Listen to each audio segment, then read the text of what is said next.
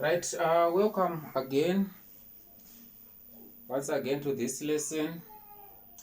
My name is Sam Rewa. If you want to enjoy more videos, remember to subscribe to my YouTube channel, Sam Rewa.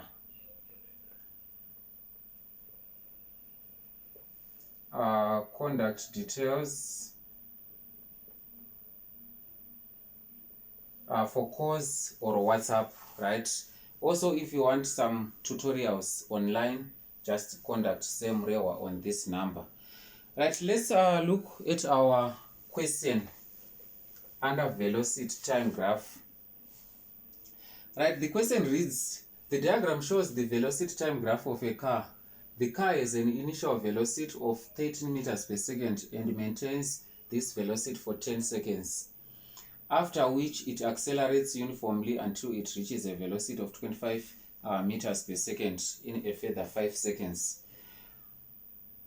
Calculate the acceleration from t equals to 10 to t equals to 15. Acceleration, right? Acceleration is given by change in velocity over change in time. We can also use coordinates. This is point A. We can say this is point B. So A has coordinates 10 and 13. B has coordinates 15 and 25. Therefore, like how we calculate our gradient, we say change in y values over change in x values. Therefore, for acceleration is change in velocity over change in time, which is equal to 25 minus 13 divided by 15 minus 10, which is equal to 12 divided by 5. That is in meters per second, or we can reduce it to 2 and 2 over 5 meters per second. So that's our acceleration. Then part B now, the velocity when t equals to 13. The velocity when t equals to 13. We want to calculate the velocity when t equals to 13 here.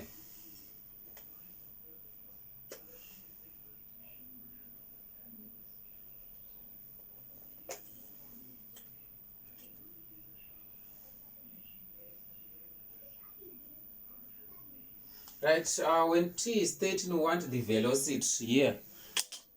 Right, we can come up with a point here, another point C with coordinates 13 and V.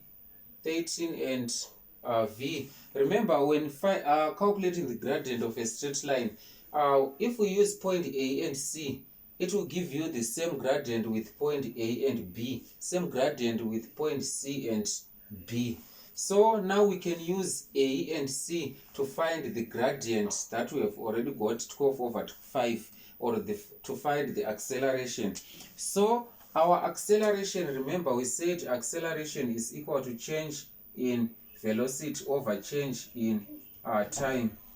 So our acceleration of 12 over 5 is equal to change in velocity v minus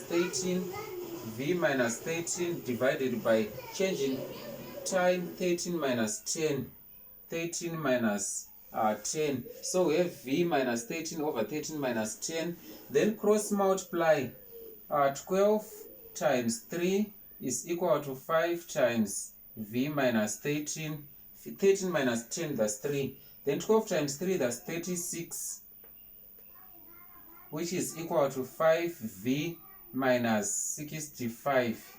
Now 36 plus 65 equals to 5v. 36 plus 65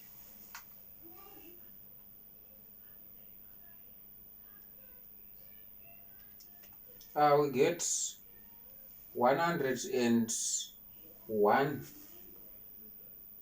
equals to 5v. Now divide by 5, we get our v equals to divided by 5, that will be 20.2 or 20 and 1 over 5 meters per second. Remember, your velocity must be between 13 and 25, right? Then now the last part is saying the distance traveled between t equals to 5 and t equals to 15. Between t equals to 5 and t equals to 15. From t equals to 5 here. So we want the distance traveled under this region. Right. For distance, we calculate area under the graph. Area under the graph. So area under the graph, here we can group these shapes into two shapes. We have shape A and shape B. Right, for shape A, here we have a rectangle which is 13 by 5. 13 by 5. So shape A, that's area of A plus area of B. Area of A is length times width plus area of B is a trapezium with parallel sides A and B. So we have half sum of parallel sides times our perpendicular height. Then length for this rectangle is 13 times 5. 13 by 5 plus half of our parallel sides. We have 13 plus 25. 13 plus 25. Height, perpendicular height, distance between parallel lines, that's 15 minus 10, which is 5. Now 13 times 5, that's 65, plus half of 13 plus 25, that's 38 times 5. Then 2 goes into 13 19 times. 19 times 5 is 65, plus 19 times 5, that's 95, which is equal to 160 meters. So this is how we calculate our distance traveled. So thank you for watching this video. Remember to subscribe to my YouTube channel to get more videos. Thank you.